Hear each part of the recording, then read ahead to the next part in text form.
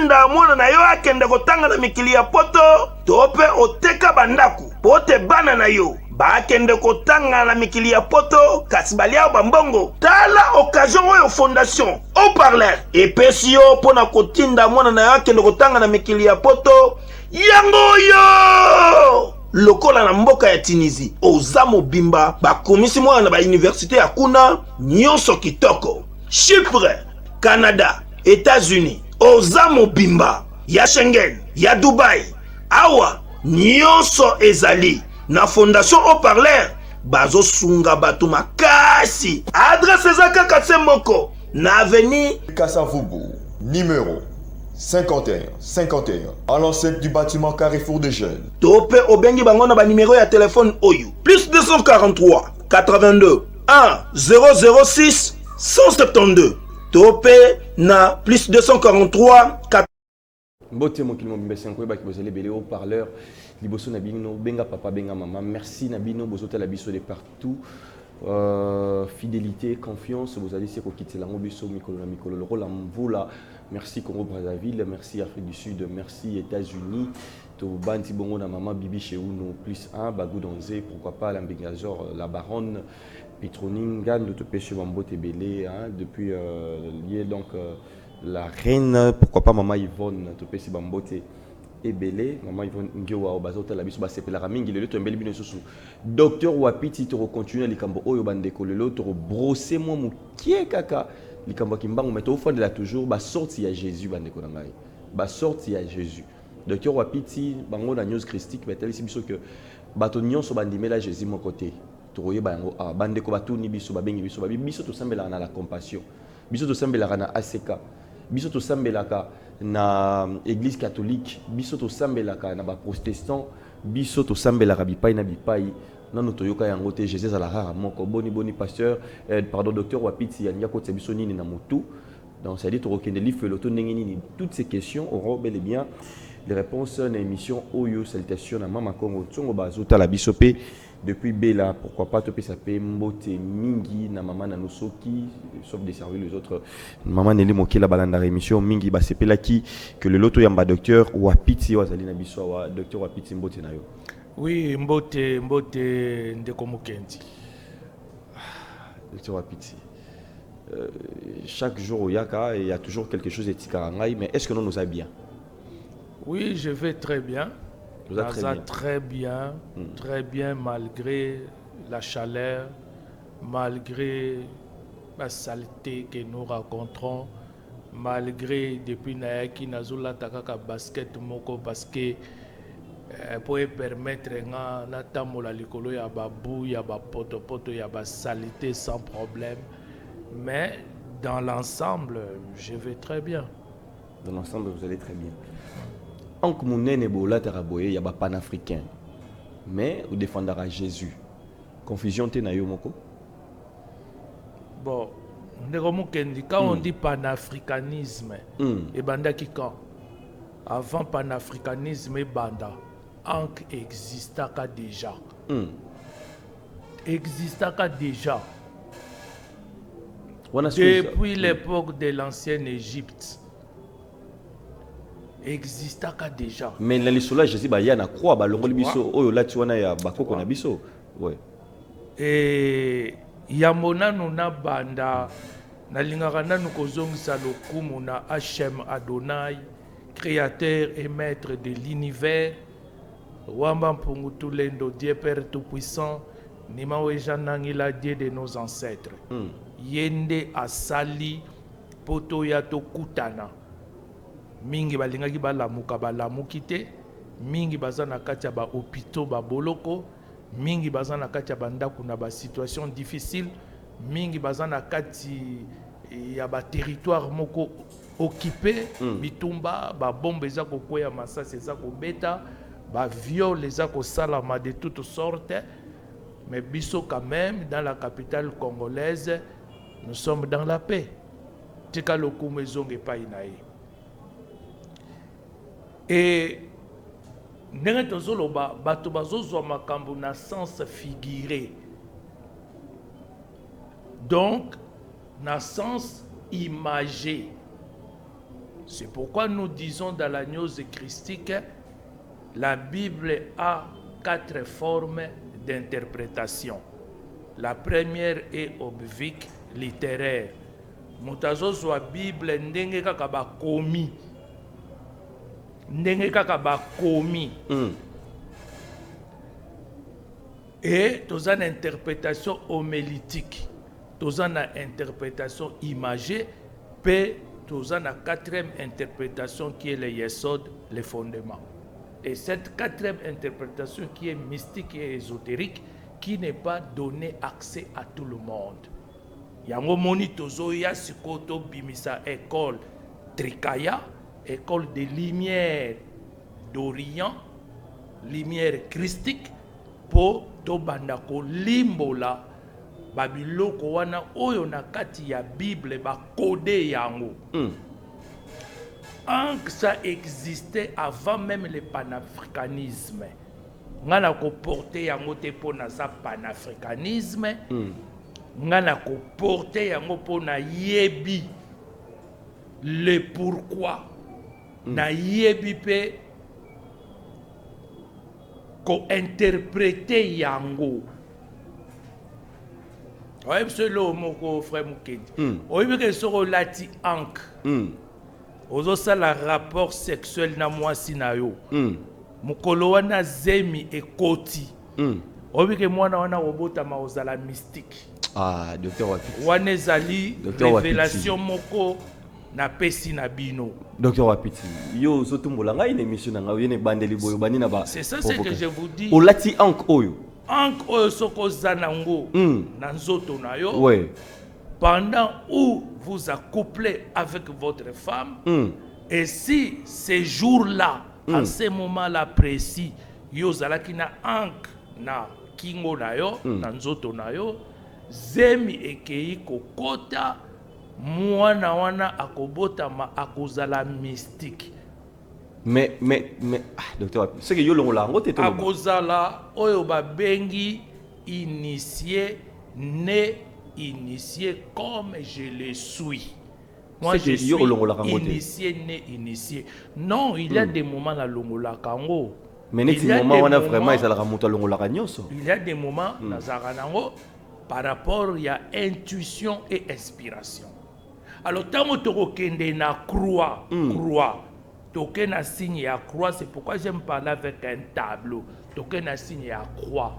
Mais croix, ça symbolise tout simplement les 4 éléments. Croix, ça a commencé en Égypte, ça n'a pas commencé avec l'époque de Jésus. Et bandaki déjà na Égypte. Croix est symbole, il y a 4 éléments. O ezali est, o ezali ouest, o ezali sud, na o ezali nord. Alors, na kati tozana centre, il faut toujours chercher les centres. Quand vous êtes dans la gnose christique, vous êtes dans les centres. Et ça n'a pas de belé, bah c'est déconnecté dans la gnose christique, croyant que ceux qui va se déconnecter, bah qu'on ça là bas exploit. Tant on a zotala bango na musika, nazo mona exploit moko basalité, quoi qu'ils ont changé les dénominations. Au contraire, ils se sont déconnectés du centre. Oh, ils ont centre. Il y a des répercussions. Ah, on a centre. Oh, toujours bien l'esprit christique, le 5e élément. Parce que 4, oh, ils ont les 4 éléments. Ils ont les 4 éléments. Maintenant, il faut le 5e élément qui est l'esprit christique qui met les 4 éléments en mouvement. Si l'esprit christique n'est pas là, les 4 éléments seront inertes, en mouvement. Moutinho a 4 éléments, azali sous un esprit christique qui est au centre. Alors, on accorde le centre. Quand je parle, je fais comme ça.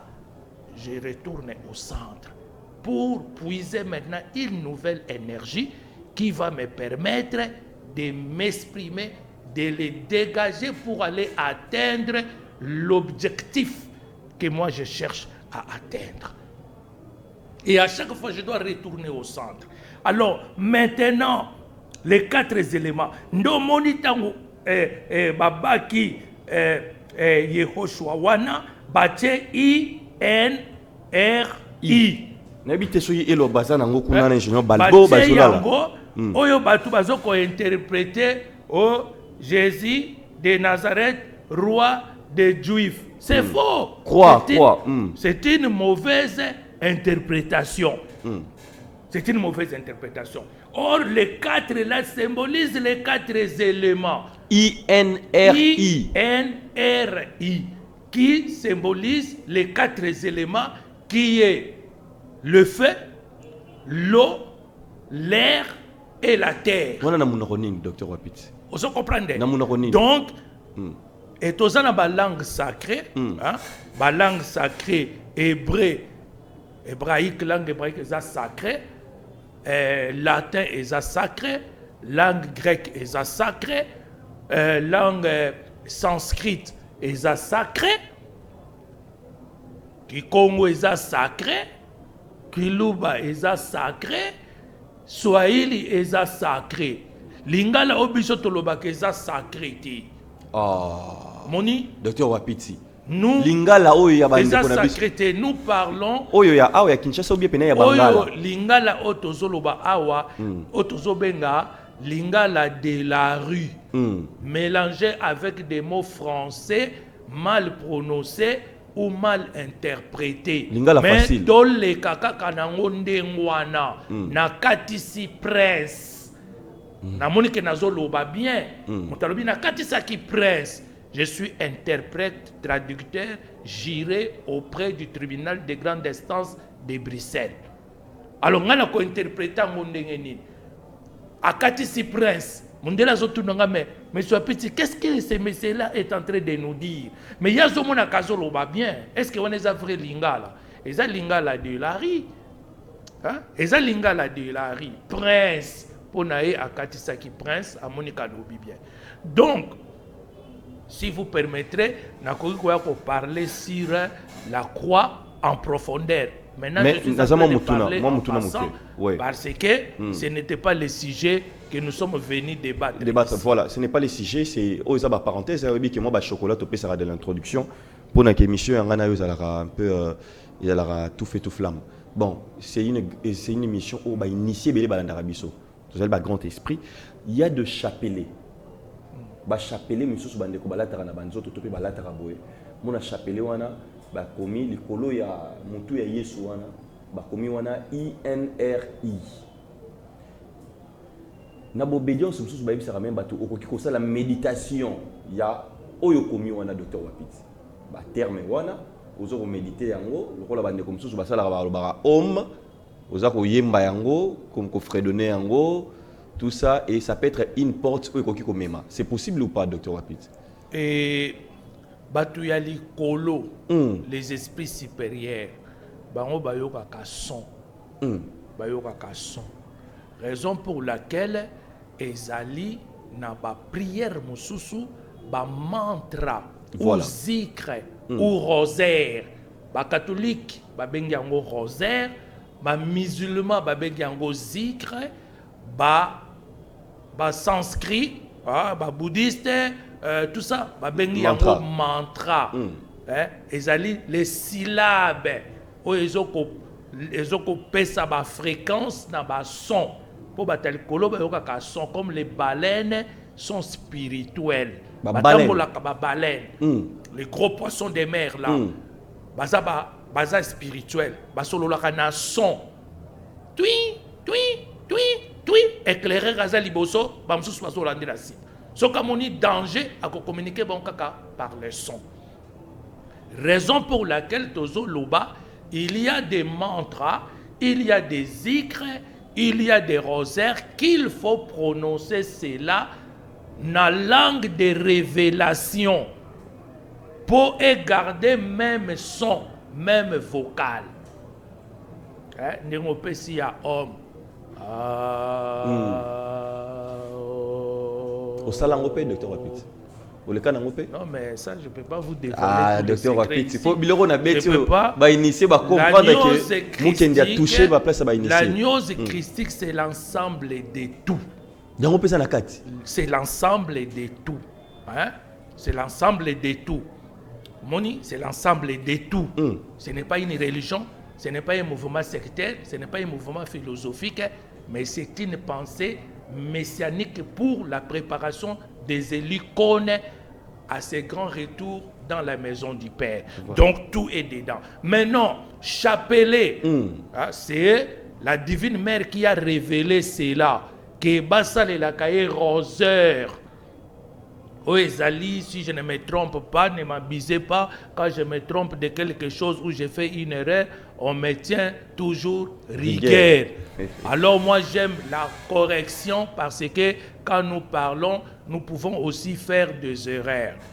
D'ailleurs, nous félicité Bato Basalenga ba commentaire sur le problème de la commune de Kimbanseke et de Mongafula. Je vous remercie beaucoup. J'ai fait des recherches, j'ai vu que j'ai remarqué que la commune de Kimbanseke et de Mongafula a été créée en 1968.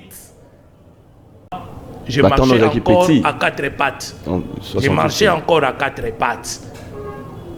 Hein? Merci beaucoup pour vos merci beaucoup. remarques. Donc, maintenant, Chapelet, la Sainte Vierge Moutou a révélé qu'il y a un baba nosale la rosaire. Si je ne me trompe pas, ils en ont 52 Ave Maria. Baba nako sale la yango. Ne ba créer qui maintenant pour batouba bandako se tromper ba créer sikoyo Chapelet ba tcheba mbuma pour batou baba ndako se tromper. Mais les problèmes, j'ai toujours corrigé les crucifix. Moni, il faut l'icolo. Il y a droite et au-dessus, il y a l'icolo, il y a gauche. Nazalaki na Suisse, na Lausanne, na Côte, là où on vendait les ustensiles et les objets liturgiques, na corrigé Mama Wana. Na lobby maintenant, ba crucifix na bino eza ya faux. Pourquoi? Regardez, l'icolo ya gauche, mouté materi l'icolo ya droite. Donc, ba Chapelet ba latara oyo. Il faut vérifier. Il faut vérifier ça. Je ne peux pas acheter une crucifix comme ça. Il faut vérifier les éléments oyo ba présenter. Parce que la gauche symbolise le mal. Il y a un mot thème à la gauche. Et ça à gauche. Et ça à droite. Il y a un côté gauche bachaka moisi. Et nous, notre spiritualité est la spiritualité de droite et non la spiritualité de gauche. Notre spiritualité est verticale et non horizontale. Alors, on a croit qu'on a deux barres. Barre moko ezali verticale, barre mususu est horizontale, baye ko se croiser na centre. Nazonga na Chapelet. Ndesi koyo baye ko sala rosaire. C'est comme tokozonga na islam. Tango baye na tasbir. Tango baye na tasbir. Ba pesi révélation que il faut que ça là 33 fois Allahu Akbar, Dieu est grand. 33 fois Subhanallah, gloire à Dieu. 33 fois Stanfirllah, Dieu pardonne-moi, Dieu pardonne-moi. Et sali 99 fois. Alors, tango babani kosala ngona maboko. Ngai na tanga kana maboko. Tango tozali na 41 fois. O tosalaka oyo babengi Kyrie eleison. Seigneur pardonne-moi, Seigneur pardonne-moi. Dans chaque prière tosalaka ngo 41 fois. Et soki nazali na Chapelet nangate, nazali na tasbir nangaite na kosala ngo na maboko awa so on a tangi première tour repesinga 15 fois so on a tangi deuxième tour repesinga 15 fois ça fait 30 fois so on a tangi ma misapio misatu et salingai 39 fois na bakisi 40 na bakisi 41. Alors tangu ba disciple ya prophète Mohammed sallallahu alayhi wa sallam, que la paix de Dieu soit sur lui et sur sa famille et ses compagnons, ba moni ke babani ko sala ngo epesi difficulté. Moni. Maintenant, Khadija, la première femme du prophète Mohammed sallallahu alayhi wa sallam, que la paix de Dieu soit sur lui, aye kolongola ba mayaka na ye, alongoli ba mbuma ya ba mayaka na ye, ache singa po e facilité ye kotanga, ache 33 boules, ache elembo, ache 33 boules, ache elembo, ache lisusu 33 boules, ache elembo. Et facilité maintenant kotanga 33 fois Allahu Akbar, 33 fois Subhanallah, 33 fois Astaghfirullah. Allez, ba disciple mususu ba ekolanda. Moni, alors tozana chapelet mususu o ezali na 108 Mbouma. Chiffre impair. Une fois, je vais amener ça ici parce que ce sont des choses sacrées. Je n'aime pas me promener avec ça. Parce que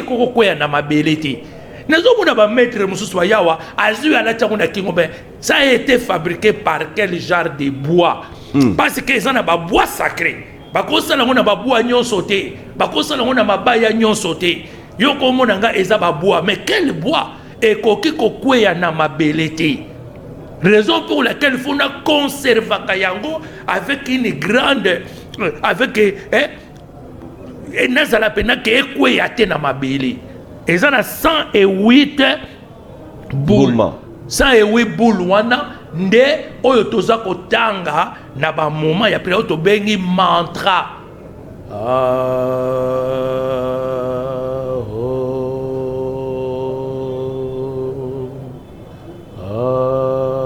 Docteur Wapiti. Donc, 108 fois. Non, mon frère. Docteur Wapiti, mon frère. Mon frère. Omoni batubazo salaire moko. Mundele ayela kibiso Bible. Azobenga Bible la magie blanche. Moni. Akabuli yango. Eza magie blanche. Magie des anges, des saints. Des vierges et tout ça. Donc il y a blanche, c'est-à-dire pembe, malamu, tache na quantité. Ayeko benga mususu magie noire, c'est-à-dire bango bazo consulter ba esprit dit démoniaque, ba satana. Moni ayena mususu bazo benga magie verte. Oyo biso na langage na so africain to ko benga médecine herboriste. Donc moto ayebi ba verti ya ba plante médicinale. Tangawi c'est ça la kaboye, lumba et ça la kaboye, cou de girofle et ça la kaboye. Comme je peux dire, avec du sel, on peut guérir 72 maladies dans le corps d'un humain ou dans le corps d'un animal. Moni, wana ba bengi magie verte. Ba yesu na yoko benga magie rouge. Oyo bazo pratiquer et pas y a ba orientaux donc ba Inde, ba Chine, ba Japon ba benga magie ya dragon. Magie rouge. Pourquoi ba séparer ya ngwana? Moni, est-ce que ba américain ba pratiquer yango? Apparemment ba pays nyo se développer bazana na iloko wana. Oui, baza ba kabwani na biteni par rapport ya conviction ya chaque moto. Okay. Maintenant koloba docteur Wapiti, non, moi je suis dans les tout. Raison pour laquelle vous voulez qu'on parle du christianisme, on va en parler. Voilà. Vous voulez qu'on parle du protestantisme, on va en parler. Vous voulez qu'on parle de l'islam, on va en parler. Vous voulez qu'on parle de Maïkari, on va en parler. Vous voulez qu'on parle du bouddhisme, on va en parler. Vous voulez qu'on parle de Hare Krishna, on va en parler. Donc, partout, vous voulez qu'on puisse parler sur les cancars, Maître Eka, on va en parler. Donc, parce que je suis dans les tout. Je suis dans les tout et moi, ngande nazoko yeba ndenge ya ko manipuler ba force nyonso wana. Ndenge ya ko communier yango, ndenge ya ko manipuler yango. Par exemple, je vous donne encore. Fa ra on. Oyebi que ça zikre. Pharaon. Ça mantra. Sur betiango. Et ça mantra. Pharaon.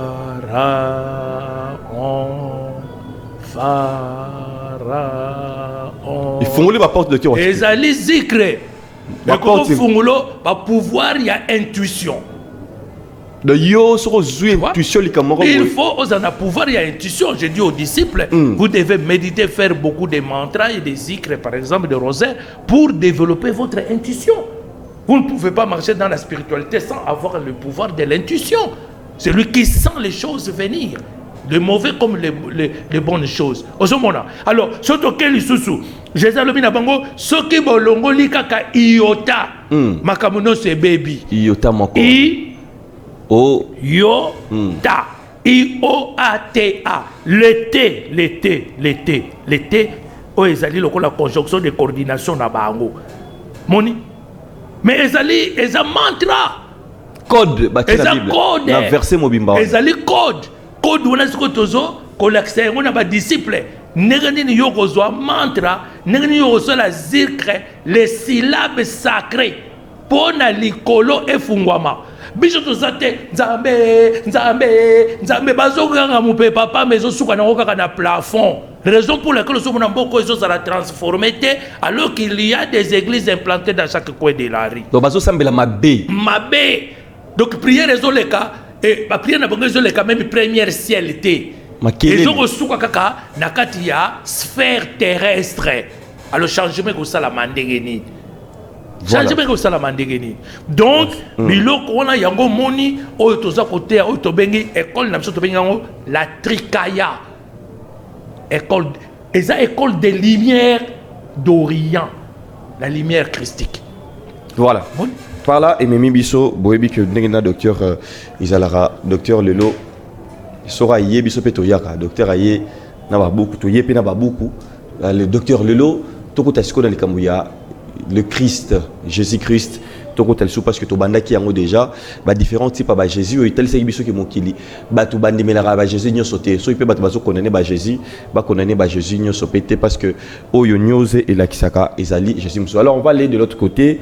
Kokoriko le fongo la qu'on salue, pourquoi pas couper sa mbote na ba maman nyonso ba papa nyonso bozota la biso na Australie na Canada na France na Allemagne ba ndeko bozota la biso na Kenya bazota la biso na Burundi na Rwanda partout ba congolais bazala kebele na Côte d'Ivoire to bosani binoté.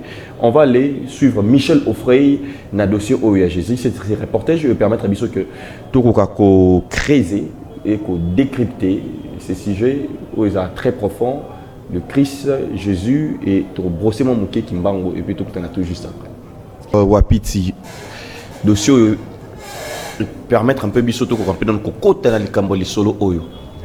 Bande comme ça balobi que tout tika ko le Jésus, tout tika na biso na kimbango na biso parce que lié tout ça t'as ba preuve tangible. Mais Jésus est tellement pesé à bisoter, il y a à boire et à manger.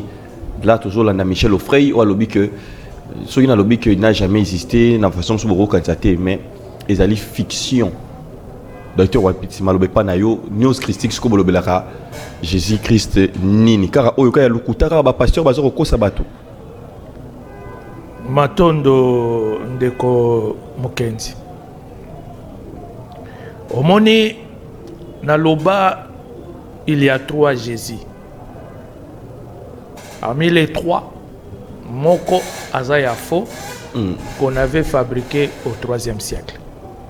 J'ai déjà parlé de cela à plusieurs fois. Même dans RTNC, dans l'Obela Kibiloko, où j'ai eu une émission. Ce que la généalogie, il y a la personne de Jésus que la Bible nous donne, selon l'évangile de Matthieu, à partir du chapitre 2, au Komona Balobi, Jésus est né dans une maison. 11e chapitre. Dans une maison. Nakatyandaku. Et après, les 3 mages baye ko rendre visite qui venait de l'Orient. Baye ko rendre visite na kati ya ndaku. Tolongo la sentiment, tolongo la kobanga. Parce que soko bandi ko talisa ba vérité et c'est ça la news christique. C'est ça l'agneau christique. On ne peut pas gouverner mon âme, mon esprit, ni mon corps. Parce que je me gouverne maintenant moi-même. Bakei Nandaku. C'est bien écrit. Bamaj baye Nandaku venant de l'Orient. Orient est en Mbokate. Orient est à Est. Baouti na Est. Mais na Est, un mage, ça sous-entend quoi? Venez dans des royaumes, ça sous-entend quoi? Quel royaume? Quel est le nom de ces royaumes? Parce que Orient est un royaume, Orient est à l'Est. Baye na Kachandaku, bamemi ba présent. Marie et Joseph le reçoivent avec des présents. Bakutani na roi Hérode, période il y a roi Hérode les grands. Le roi Hérode qui leur dit bokende ceux qui bomoni bisika zali bozonga boya pe koyebisanga ponga pena kende ko adorer.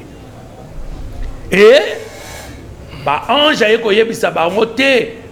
Donc ils voyaient les anges. Comment ils se sont communiqués avec cet ange là qui était venu pour leur dire que bon changer, bon rebrousser chemin. Bozonga susu nanzela bino boyela kite boko no kopesa information na Hérode le grand parce que azana plan ya koya ko boma mwana. Donc les anges ne pouvaient pas protéger cet enfant pour neutraliser Hérode le grand en cours de route voulant venir tuer cet enfant. Mais l'ange préfère dire à Joseph et Marie, prenez cet enfant, amenez-le en Égypte.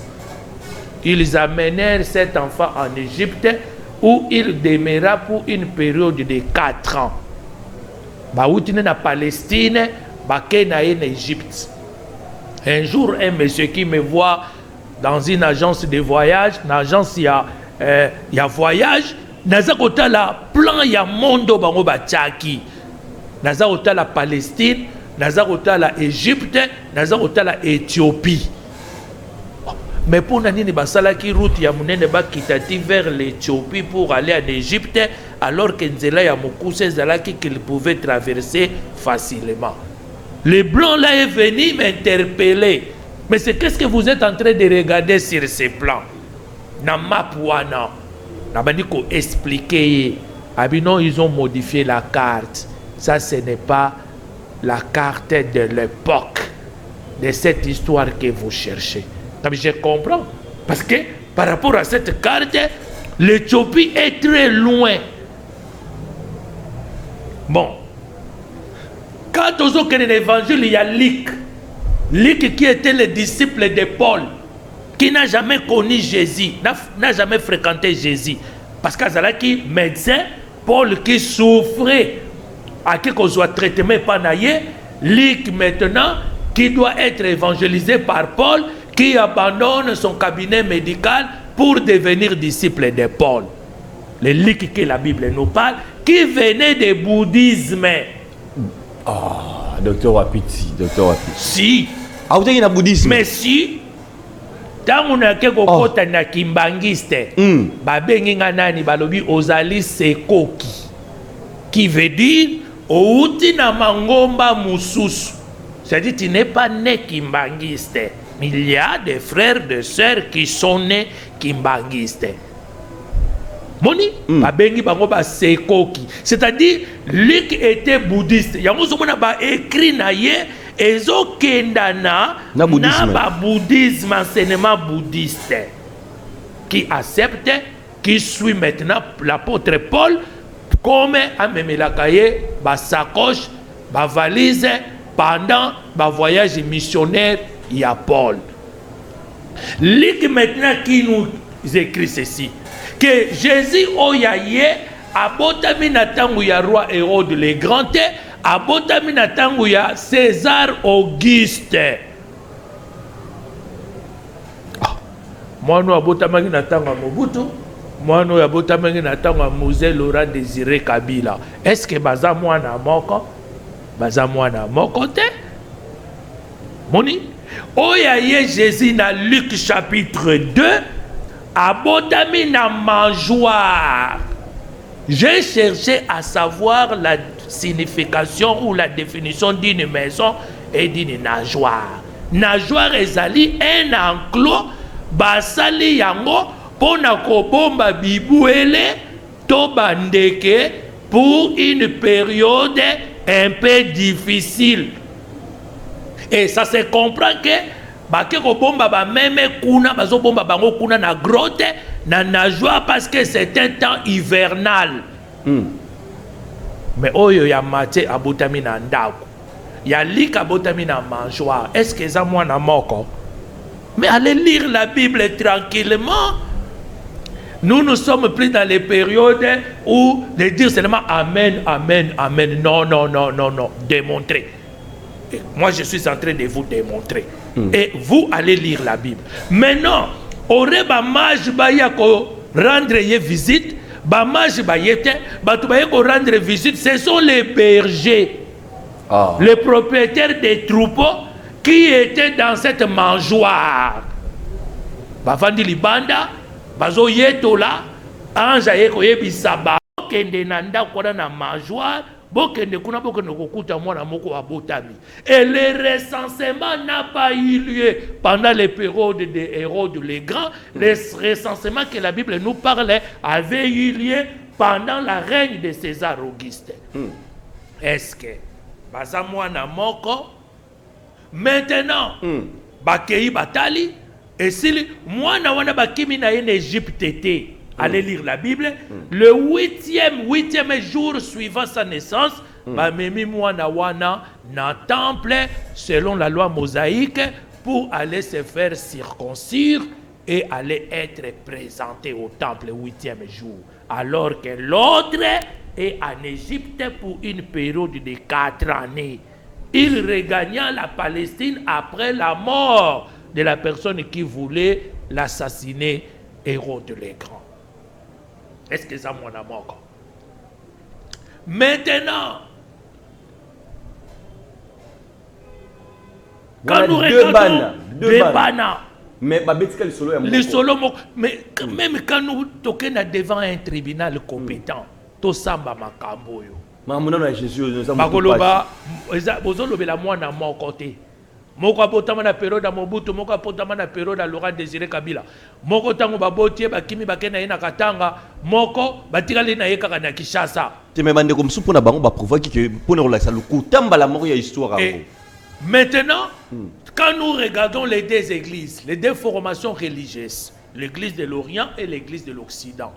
L'église de l'Occident fête la naissance de leur Jésus la nuit du 24 au 25 décembre, alors que les églises de l'Orient fêtent la naissance de leur fils, de leur Jésus, la nuit du 4 au 5 janvier. Pour quelle raison? Pour quelle raison? Biso tozo lobaboye mon frère. Oyo bazo lobela Jésus, c'est un nom qu'on a fabriqué au 3e siècle partant d'une histoire vraie. Moni? Partant d'une histoire vraie. Mais basali nini? Balobi, on peut modifier l'histoire, mais on ne peut pas changer l'histoire. Mais on peut modifier l'histoire. On peut le moboutisme, histoire fabriquée de toutes pièces, non?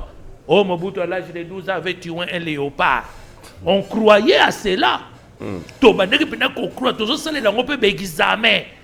Au moins, il faut échouer pour les examens d'éducation politique ou échouer. Parce qu'il faut répondre, n'est pas concepteur, il y a histoire, histoire, mais qui était une histoire fausse. Que Yéna Maman est à 8 ans. Donc, maintenant, la news christique nous apporte les éclaircissements. Pardon, docteur Wapiti, le roi de ceux qui m'appelle derrière Angonga. Nabanami Balewana. Qui est le vrai Jésus? C'est lui qui était parti en Égypte? Ou bien c'est lui qui était allé au temple et s'est fait circoncire? Et le troisième alors, qui n'a jamais existé. Oyo Bazolo Belabson émission, Oyo Wakelinga, qui n'a jamais existé, qu'on a fabriqué, mais en partant d'une histoire vraie. Pas fabriqué et l'eau qu'on a bango au 3e siècle pour faire contrepoids avec la philosophie grecque. Avec la philosophie grecque. de constater les grands, à l'Ingisco a stabilisé le royaume naïe, a stabilisé le pouvoir naïe. Il appelle maintenant les gens qui possédaient quelques fragments d'une histoire d'une personne qui avait existé dans une période lointaine. Parce que 300 ans après, écoutez, Papa Simon Kimbao, 1921 jusqu'à aujourd'hui, ils ont fêté 50 ans récemment de sa mort. Mais son histoire est un peu compliquée. Hein? Il n'y a pas des éclaircissements clairs et nets. Hein? Que quelqu'un qui peut nous établir son histoire claire, nette et précise. Mais l'histoire est là, docteur Wapiti. Il a 3 dates de naissance. Il y a l'image. Il a 3 dates de naissance. Il y a ses enfants, il a 3 dates de naissance. Quelle est sa vraie date de naissance? Parce qu'il en a 3. Il en a 3. 3 dates. 3 dates de naissance qui se contredisent. Alors maintenant, parmi ces 3 dates de naissance, quelle est sa vraie date? Quelle est sa vraie date? Ça pose déjà un problème. Mais vous avez son image au moins. Ça pose déjà un problème. Même l'image est contestée par plusieurs personnes. Comment même ça, même moi, je conteste cette image.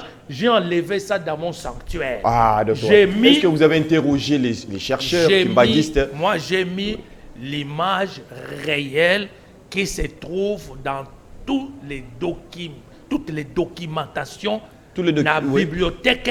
Il y a Tervirel. Donc j'ai pris cette image-là, c'est cette image que j'ai imprimée et j'ai mis dans mon sanctuaire. Alors on va se poser une question, docteur Wapiti. Est-ce que tout le monde parce que la Belge va bien ça va nous éloigner de Jésus. C'est moi qui parle de toi. Oui, mon frère, les Belges connaissent notre histoire. C'est eux qui sont venus nous coloniser. Il y a une histoire na biso. Biso to kutana ki na bazinga nkofu. Biso to kutana ki na ba maman qui pas vite. Non, on nous en prend seulement. Mais il y a des gens oyo ba kutana ka na bango. Et l'écriture était déjà là. Il y a une écriture na bango oyo baza ko koma. Comme je peux révéler quelque chose Mukedi. J'étais avec les grands écrivains belges. Balobi Nanga, Balobi Monsieur Wapiti. Est-ce que tu sais que avant les deux Kasaï étaient angolais? Docteur Wapiti. Vous savez que les deux Kasaï étaient angolais sous la domination, colonisation portugaise? J'ai été effrayé. J'ai été effrayé, mon frère. Et je me suis rendu compte que nous ne connaissons pas vraiment notre histoire. Les Kasaïs bangolais. Les Kasaïs, les deux Kasaïs se trouvaient en Angola. Mais l'Angola, tout le monde a royaume Congo avec Zingakou. Est-ce que vous comprenez? Donc, on en parlera, mon frère, on en parlera. Bato yo ba yebi masolo na biso. Belge. Papa Kimbangu n'était pas violent. Papa Kimbangu albanako kanga singa rouge na mutu. Ah, on a mon ancien docteur Wapiti. Je vous mon ancien minda kanga singa rouge. Tokende na ba archive. Ba belge bazo ba ke. Tokende na ba archive mon frère, tokende na ba archive. Oyebi ke tango balingi ba crucifier Kimbangu de 1921, balingi ba crucifier yendeke ba crucifiaka Yehoshua. Qui avait refusé cela? La reine d'Angleterre. Le roi des Belges qui parle avec la reine d'Angleterre. La reine d'Angleterre lui dit bon crucifié yete boko pesa ye impact oyo to pesa na personne wana Jésus. Bon crucifié yete. Le bois était déjà préparé. Mais au moment où seulement yambata kulusu boy. Oui, Nayoka Masolo, surtout c'est ça ce que je vous dis. Même la croix n'a pas commencé à la crucifixion de Golgotha. La croix a commencé depuis l'époque égyptienne antique. Croix Isabiloko Bassine a des éléments. Et chaque élément doit être présenté par un signe. Il faut maintenant savoir comment interpréter les signes. Bassage, Bazako Sololana, Bassigne. Yabanyama. Yaba dessin. Il faut maintenant savoir interpréter pour nous bâtir perroquet. Qu'est-ce que le perroquet représentait dans l'ancienne Égypte? Qu'est-ce que les serpents présentaient dans l'ancienne Égypte? Il faut qu'on y ait interpréter Yango. Alors, bazo loba ba archive ezali mon frère, il y a des tonnes des archives. Mokolo musu ba kimbangisi basala ki mobulu na Bruxelles, ba papa ya ba belge ba tenu babi, mais non, vous n'êtes pas des vrais disciples de Kimbangu. Kimbangu n'était pas violent. Il n'a pas été violent. C'est pourquoi ça va disciple naye nazo kende tanga zo tana mbazasa nazo loba nga nazo kende bazo kende kokanga ngai mubulu ke oyo akokokate ayate pona lingi mubulu ezalate.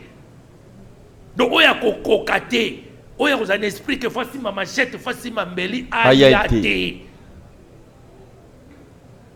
Mon frère, Moto a un pouvoir mystique violent parce qu'il sait peut être neutralisé que par la parole.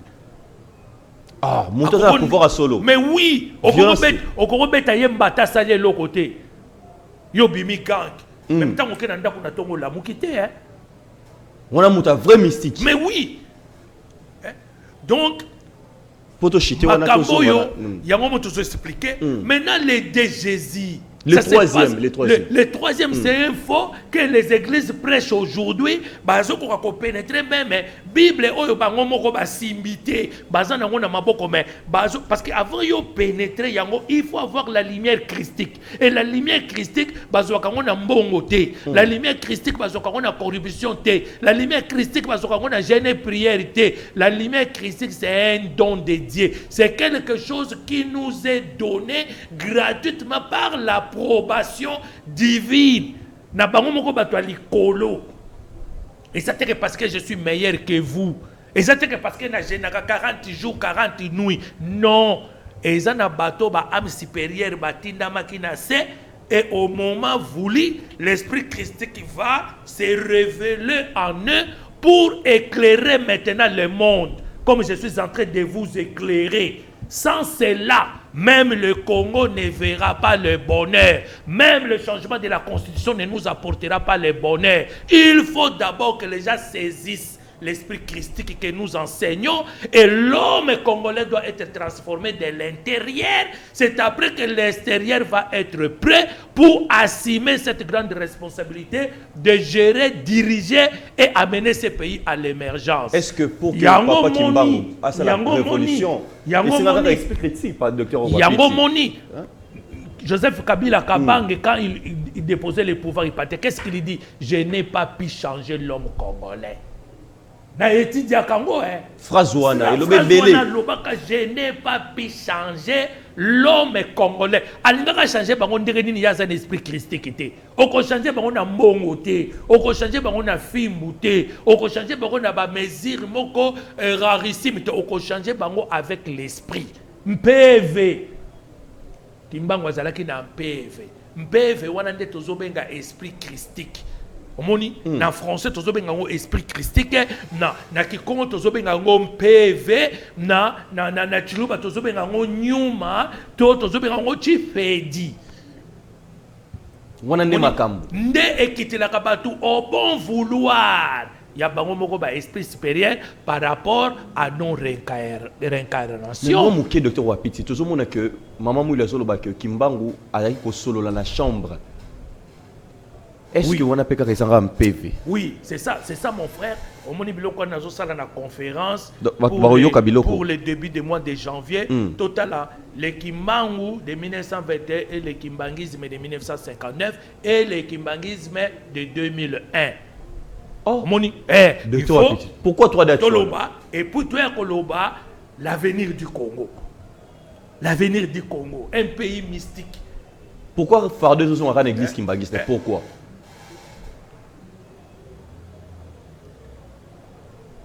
Lumumba balingaki prophète nabso azala Kimbangu.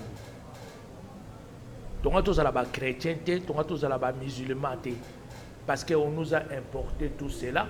Bango moko na Arabie Saoudite kuna bamvwama, tokomi kokima mbangu lotala bamboka na bango, mais biso bato tondimilaki makambo na bango eloko te. Ceux qui pour que yukuna bazo détester yo kwa ke olati nzamba la pembe, ozo se proclamer comme na yo comme Abubakar. Ba chrétien pe ba yeli biso ko uta na Rome. Ba yeli biso eloko te, nenge bana ya Masina ba yembaka tikangana kanisa papa Jean Paul II alata kazaka politique kanata muna poche. ozomona bayeli biso l'autre côté bayeli biso ba business na bango, mais les problèmes nous devons vous chercher maintenant où Papa Kimbangu de 1921 puiser cette énergie qui lui permettait de faire tout ce qu'il faisait, qui était incomparable pendant 5 mois et demi. Il faut tout Luka.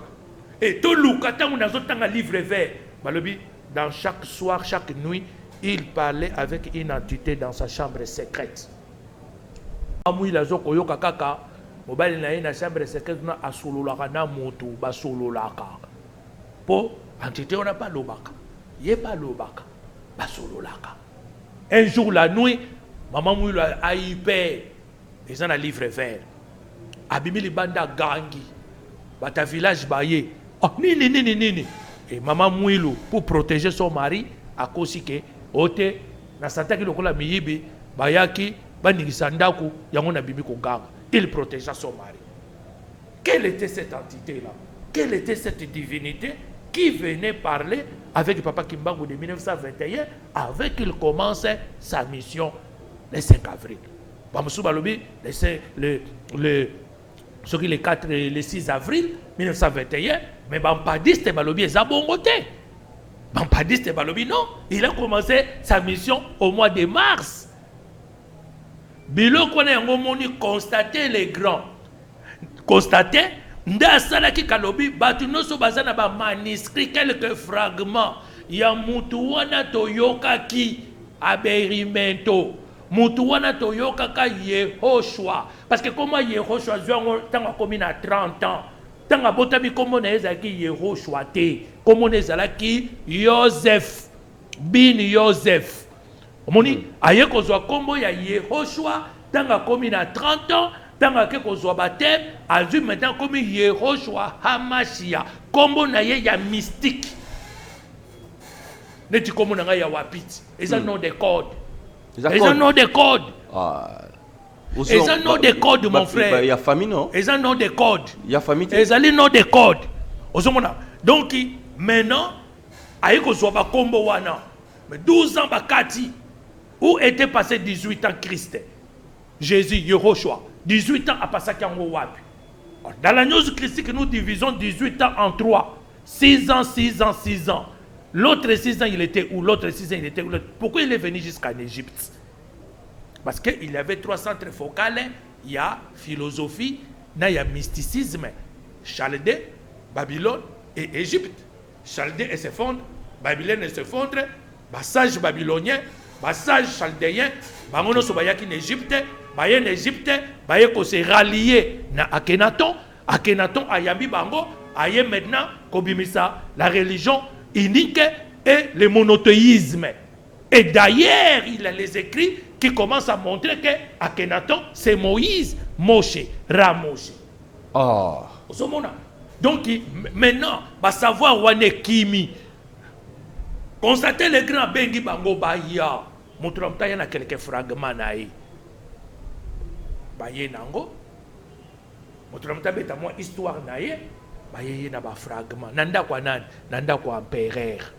Empereur a yebisi bango. Mutu na mutu acha ba manuscrit naï likolo a mesa. Bicho to kokende kolala. Babi il était grand, il était robuste, il était beau, il était intelligent, sage. Ndako eza ya nani ya empereur soko yena ndako nanga muna yebi place wana sona fongoli boy ekobimisanga côté boy place wana soko na vandi ekosala boy porte soko lingo kanga ngo bien fo fina boy soki te o kanga manakati nga muna yebi ndako nanga maintenant batie ba manuscrit likolo ya table babina bango bokende kolala plus de 400 personnes bokende kolala lobi na tongo tango tokoya manuscrit otokokuta likolo a mesa yango wana nde nzambe andimi bake kolala na tongo baye kuta manuscrit moko likolo a mesa oyo ezalaki ko détester ba manuscrit mususu surtout likambo bazolo ba Jésus est Dieu. Surtout bazolo ba Jésus est Dieu. Nzambe nanga Yesu.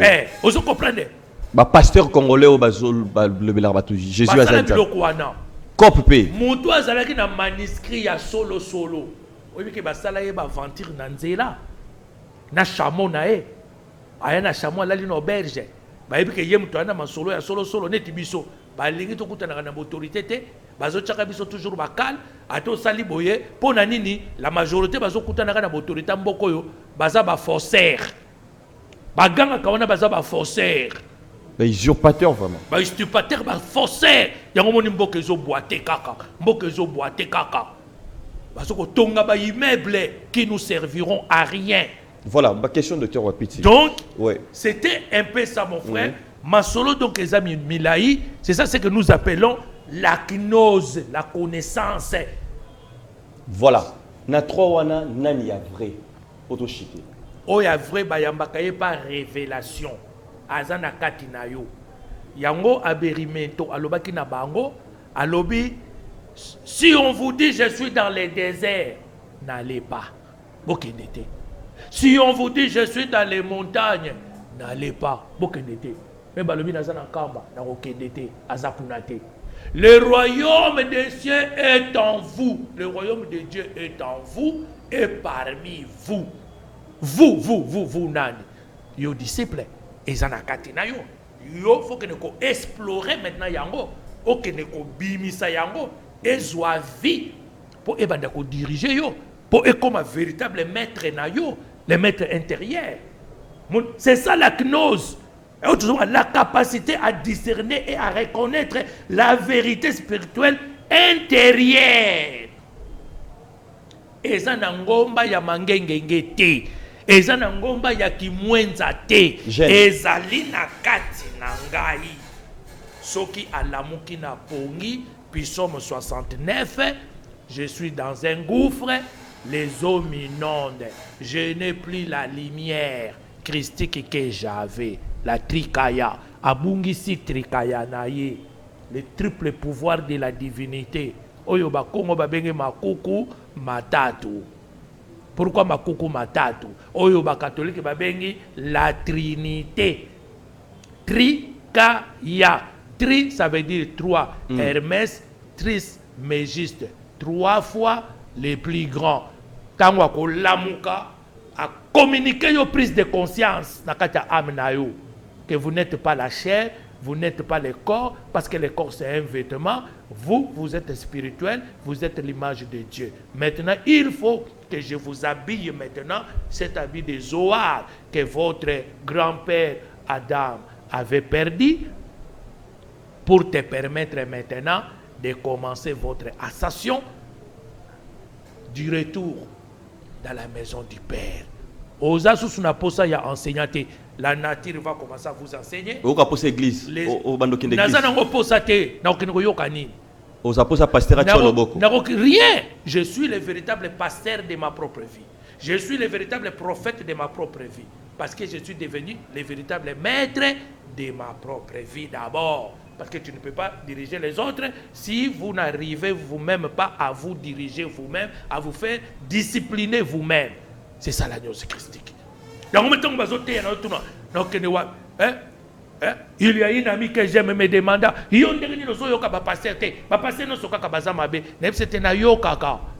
mon frère Hipoka Bamba, na Cape Town, théologiquement, il sait maîtriser cet art. Je dis bien théologiquement. Il sait maîtriser cet art. Tant qu'on a eu kaka Hipoka Bamba, na vandinye, na zuiv, audio na ye na tche, na kangi misu, na bomi minda nyonso. Na bandi koyoka parce que ce n'est pas le corps qui écoute, c'est mon esprit qui suit. Je maître Adolphe Zangi, Fumwankanda, na Brésil, na yoka kaye. Toyoka naka. Parce que nous sommes dans la même pensée christique.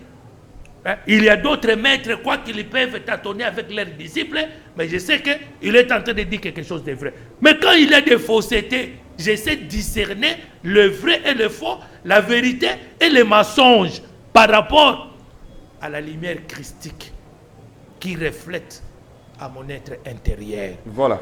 Merci beaucoup, Dr Wapiti. Tu comme une souka émission. Et là qui a plaisir, il y a trop de l'autre au PC. Je crois que Bandekunion, son disciple, c'est péli, tout ce qui est vraiment temps que Dr Wapiti a s'exprimer. pour chiter, merci Ebele. Singalele monanité, et monanité vraiment mingité. Il y a rouge, moi ebi sibiso papa qui on passe à la ranango. Oui. Tout ça, donc ça a dit ça a commencé depuis notre ancestralité. Depuis les temps là immémoriaux, les temps très anciens, mon frère. Parce que tant où l'Égypte s'effondre, ma connaissance est panzani. Comme j'ai parlé d'autres fois, j'ai dit les Balouba, ils sont des descendants des tribus de Benjamin. Une partie des tribus de Benjamin. Tango bakita ki bazako kita ba uti na ancienne Égypte ba yé au formé yango bazalaka différent avec d'autres tribus qui composent le Congo. Ozomona mais moyini à côté na kati na bango azo panza bango tout ça alors que baki na royaume moko qui était bien organisé et qui était très puissant économiquement, bien organisé juridiquement, bien organisé politiquement, qui ne faisait pas égal. Mais les lots s'effondrent surtout, c'est un peu déplorable. Ozomona nde ba connaissance ce que bandaki ko kima eza ko kima mususu e matina Tibet e matina Inde na ba ashram mususu ekiti na Éthiopie. Ekiti na Éthiopie. Alors maintenant si vous voulez que ndenge na lobaka le voleur m'a volé mon appareil, je sais que mon appareil se trouve entre les mains du voleur. Alors je dois aller vers le voleur pour récupérer mon appareil. Même Bakabal Bazobete la Tolo, Moïse a appris ça une partie en Égypte. Après, il est allé 15 années en Chaldée et en Babylone. À qui Koli Samaël et Naé, Netamwa Zongaki, aille maintenant combattre sage égyptien. Et sage égyptien va mépriser la divine sapience. Il y a Moïse par rapport à leur magie noire. Or, Moïse a connu la véritable sapience divine. Il y a qui compliqué la Kabbale. Alors la prochaine fois, tu peux expliquer les 3 dimensions kabbalistiques Tomekako expliquer parce que les gens veulent condamner le tout. Même Illuminati, au départ, ce n'était pas mauvais. Voilà. Mais le pouvoir peut te rendre mauvais. Ouais. Mais est-ce que le pouvoir est amabé? Non, c'est l'art de diriger les autres. Voilà. Contexte, docteur Wapiti. Tu vois? Donc, c'est un peu ça. Je remercier Bato Bazo Salanga ba remarque par rapport à ce que je suis en train de dire, mais j'aime que Bozwa Makamunanga dans sa globalité et so bolingi to sala moi débat est à la globale si par rapport à ce que je suis en train d'expliquer, mais pas en cherchant des petites erreurs qui nous serviront en rien. Moi je suis africain, je reste africain congolais. Je reste congolais, même si je peux parler Chiluba. Je dis je parle Chiluba Chikonyangana, donc un peu gauche-droite, parce que je n'ai pas vécu au Kasaï, j'ai appris le Chiluba avec ma mère.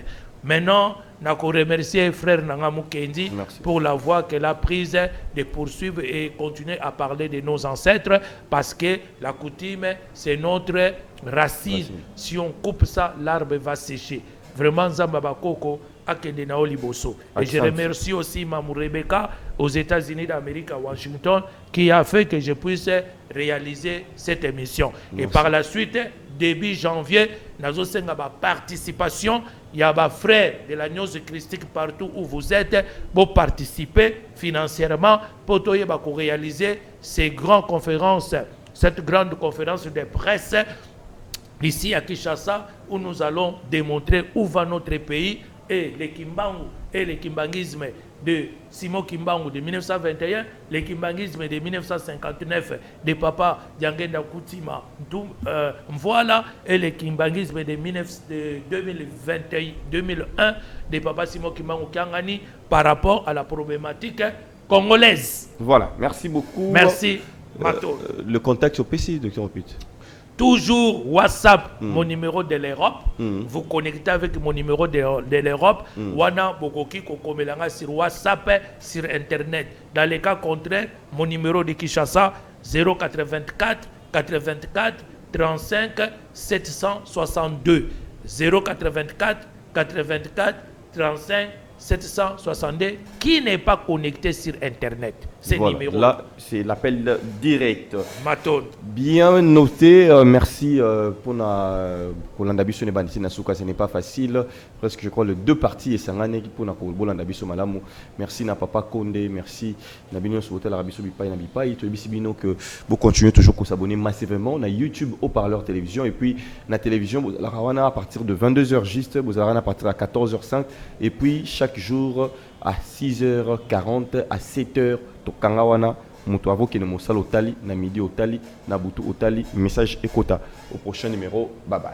Belle larme du crocodile, l'accro en sigle avec son fondateur, les Caïmans, maître Mayamboula, opérant dans les secteurs de l'éducation avec la construction des écoles, de l'agriculture et des actions humanitaires dans la ville-province de Kinshasa et dans le Congo central, invite toute personne ayant la bonne volonté de soutenir les efforts de ces dignes fils du pays en faveur de la population congolaise à bien vouloir le contacter au plus des 43 89 38 87 059.